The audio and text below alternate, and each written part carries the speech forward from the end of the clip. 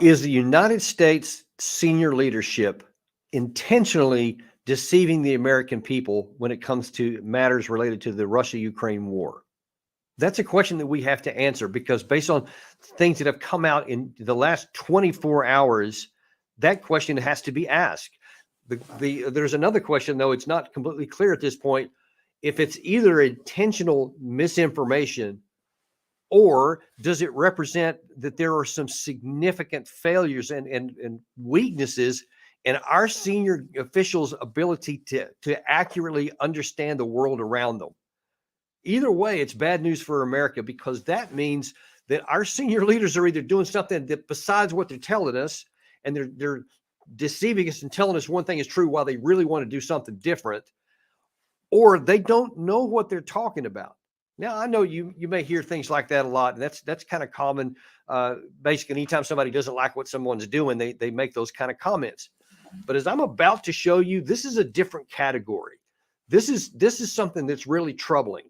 Now, at stake right now is, what is the United States Congress going to do about funding for Ukraine? It's been held up twice already. There's supposed to have been something in the budget for on September the 30th, before the end of the fiscal year. There was another possibility of one when they got the continuing resolution that moved us into January. Now there's another one coming up when they're going to decide if the government's going to shut down next month. We'll have to see how that works out.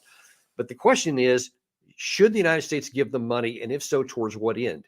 Now, apparently, the administration is very keen to want to do that. They want to give this money. Now, if they come before the United States people and say, here's the reason why we want to do this, here's how much money it's going to cost, here's what we're going to do with it, here's how long we think this might go. Now, you can consider whether you want to do it or not. You can consider if you agree with it or not, and then that's fair. Everything's above board. That's not what's happening here. Let me show you three separate senior leaders yesterday who went before the American people to make some pretty aggressive statements, and include some things that are absolutely untrue. Here's the first one. We're going to start off with the President of the United States, Joe Biden. The entire world is watching. What will the United States do? And think, if we don't support Ukraine, what's the rest of the world going to do? What's Japan going to do, which is supporting Ukraine now? What's going to happen in terms of the G7? What's going to happen in terms of our NATO allies? What are they going to do? If we walk away now, it will only embolden other would-be aggressors. So I'm calling on Congress to do something and do the right thing, to stand with the people of Ukraine, stand against the tyranny of Putin, stand for freedom, literally stand for freedom. Let's get this done. Okay, so first of all, just on the surface of it, when you say, what is Japan going to think? What is the G7 going to think? What is NATO going to think if we just walk away from Ukraine? Well, now, first of all, nobody's talking about just walking away from Ukraine. The question is, if we're going to give money, and if so, how much? But I don't see any appetite among anyone in Congress to literally just go from 100 miles an hour to zero. We'll see how that's going to work out. But that's not what's at stake here. But the idea that then the President of the United States is saying that if we don't keep supporting Ukraine, then what's Japan going to think? Well, let me ask it in a different way. If Japan, the G7, or NATO sees the United States trying to pursue the militarily unattainable, if they see us being patently unwilling to recognize what's going on the ground and continuing to try to accomplish something that's not achievable in a time frame and in a cost that makes any sense at all, and if they see us trying to blindly ignoring the fact that on the ground in this war, after 22 months and after a full year of the United States backing and the NATO allies backing Ukraine with everything from tanks, planes, artillery pieces, rockets, intelligence support, training, everything you can imagine, and it did not dent the line. It almost made no difference at all. That's what people see. So now you want to know what people around the world are going to think if we don't do something. I'm asking what they're going to think if we continue to do something, continue to support something that is patently failing. That's the first question. But now then, let's move over to the Senate. Here's what the minority leader, Chuck Schumer, said on the same topic. Many Republican members say they want to do Ukraine. If they themselves can't put a border amendment that would pass, then what the heck are we doing? Let's remember three things as we move forward. One, how important Ukraine is. It's a turning point in Western civilization. This is a historic moment, and this cannot be delayed any longer. That boggles the mind, to suggest that what's going on in Ukraine is a turning point in Western civilization. I mean, are you serious? I mean, this war's been going on for 22 months, and it has definitely consequences and ramifications throughout the region, especially for Europe. But to say that at the turning point of Western civilization is a hyperbole that's way out of line and way over the top, and there's no actual evidence of it.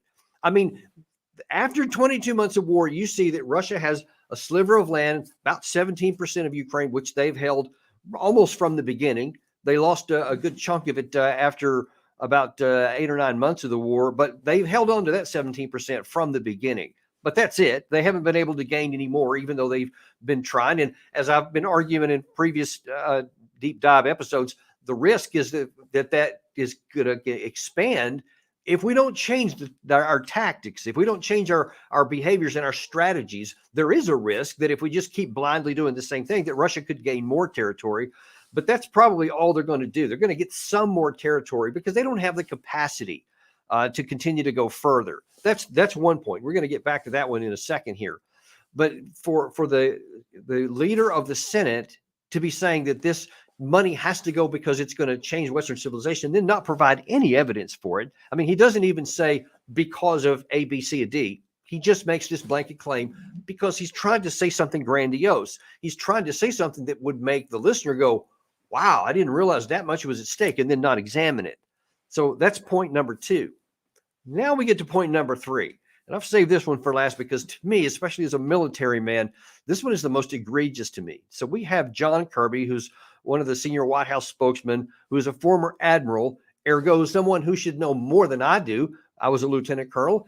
One would imagine that an admiral would know more, certainly had more experience and had got to a higher rank and had higher positions.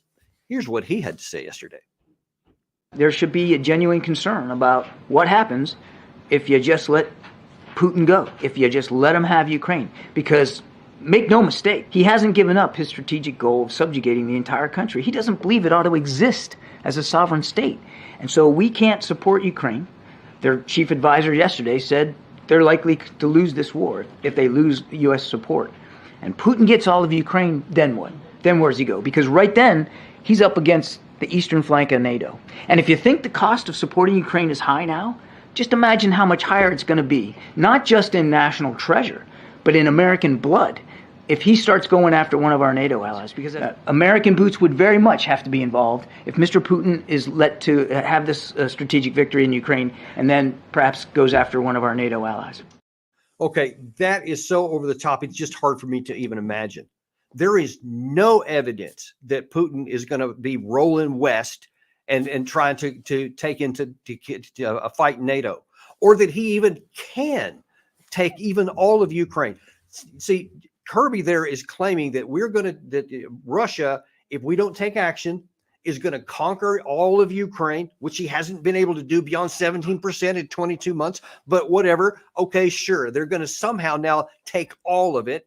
And then after expending all of the resources that it would take to do that, all of the troops that it would take to take the other 80% of the country that they haven't been able to do now, then somehow that he's going to be poised to roll west into NATO. So walk with me here. Consider Putin so far has barely been able to hold on to less than 20% of the one country on his border who has no air force to speak of, no navy, and no allies that will come to his aid on the ground that will fight to him. None of those things.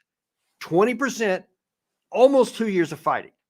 And you're going to tell me, Mr. Kirby, that you're going to make Americans afraid that, oh my gosh, we have to do this. Otherwise, our troops are going to have to go fight in a war. Our troops are going to have to spill our blood, because if Putin gets here, then he's going to roll into let's consider that what that means now. Here's what he's not telling you. Here's what he's trying to ask you to logically believe. Putin couldn't do any of the things I just told you to do. But now he's going to go into a 32-member alliance with very modern air forces, air defense, robust navies, much larger than the Russian one, and all kinds of capacity, among the richest on the planet. And they've got hundreds of thousands of troops that are all fresh and have not seen any combat.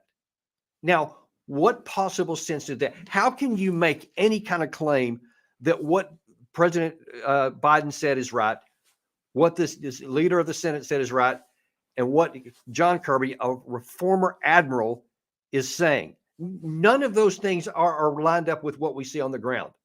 Here's what we do see on the ground. We see that Ukraine did everything that they could. They have performed heroically, admirably. They did prevent Russia from overcoming and taking Kiev in the opening days. That was at risk, but Russia was not anywhere near as capable as anybody thought they were at the first, and they showed it. But they weren't incapable either, because they did capture a pretty large swath of the country, and they've held on to it. And now then they have become better. Their military industrial complex is now cranked into high gear. They're recruiting more people. Their army's getting larger. They're getting a much larger stockpile of artillery shells, drones, rockets, missiles, and building even more aircraft. And that includes both rotary wing and fighter aircraft. So all those things are on the rise. So the idea that Ukraine is suddenly going to overcome all that when they haven't been able to do it in 22 months is just unreal. Just like it's unrealistic to think that Russia is going to roll into a 32-member alliance, it's even more unrealistic to suggest that no matter what we do for Ukraine, that after 22 months of this war that they've suffered, are going to somehow unseat all of that combat power that Russia is building. That's the reality, folks. That's what's really going on the ground. Here's what our government should be doing. We should be doing a sober assessment of all the things I just mentioned on there. Russian capabilities, Ukrainian capabilities, industrial capabilities on all sides, ability to produce more ammunition and weapons over a long period of time, and look at the manpower pool on each side. Once you do that, you come to the very clear conclusion that the war cannot be won militarily by Ukraine, no matter how much you wish it could be so. No matter how much you would desire to see Putin punished for the invasion that he made in February 2022. All those things are aspirational. We want Putin to lose. We want Ukraine to win. Okay, terrific. There's a case to be made for that. I can understand why a lot of people would think that. It doesn't stand up to examination. So for our leaders to stand up now to the American people and say, we're either going to try and deceive you, to try to make you believe that Russia is capable of rolling into, that our own troops are, for crying out loud, may have to go and fight and bleed and die if we don't do this, it's just untrue. So either they know it's untrue and they're trying to deceive you and scare you into supporting this, no matter what your eyes see after almost 2 years of warfare, or they don't understand the most simple, basic things of how you assess combat power, of how you assess what may or may not happen on the battlefield. I don't know which of those is worse. I just know they're both bad for the American people. And folks, we need to wake up here. We need people to recognize that they're being sold a bill of goods from our government, or our government has some significant needs that needs to be replaced. I don't know which it is, but one of the great things about living in a democracy is that we get to say things like this. We get to share our views. And when we don't like what the government's doing, we can do something about it. Now, whether that's in an election, if you want to hire somebody else to be president next time that can recognize some of these things, certainly that's what you should do. But in the meantime, we should be calling this out. We should be you send a letter to your representative, send a letter to the president, do your own, if you have the ability to do so, write articles. I mean, whatever you want to do, go on social media, share with all of your friends. Things like this is what they need to know. Don't be fooled by some of these claims, because you'll see some of those clips on some of the major media shows, and they'll just have them say it there, and they don't have this deep dive that you're getting right now to explain why that's nonsense and why it's bad for us. Because here's the second or the third layer of what is going on here is, regardless of which way it was, misinformation or just bad judgment, it's costing us. Our national security capacity is unquestionably diminished because of 22 months of war. We have given 5,000 military vehicles of various sorts to Ukraine.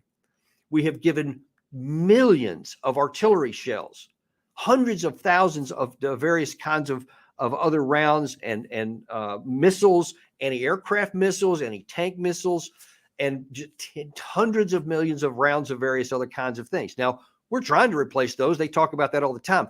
But it's going to be multiple years just to replace what's already lost. So we're going to be a lessened capacity if our needs have to be defended. If, God forbid, we should go to war unexpectedly somewhere, our capacity is going to be diminished. On top of the money that we keep spending. We keep sending all this money abroad. And as Senator Paul said on our show not long ago, there's not just piles of money sitting around just waiting to be spent somewhere that we want to. It gets borrowed. And usually that means it comes from China, at least a good portion of that does. And our national debt continues to grow. That's bad for our country now. It's bad for our country in the future. Folks, it's time to wake up and let your voice be heard. We're showing you things that are going on right now. And now we're going to ask you to do your part and expand this everywhere you can so people know what's really going on in the truth. That's all we have for you today. We ask you to like and subscribe so that you can continue to get the information here that you're just not going to get anywhere else. And we will remain unintimidated and uncompromised in bringing you the truth that you most need. Thank you very much, and we'll see you next time on Deep Dive.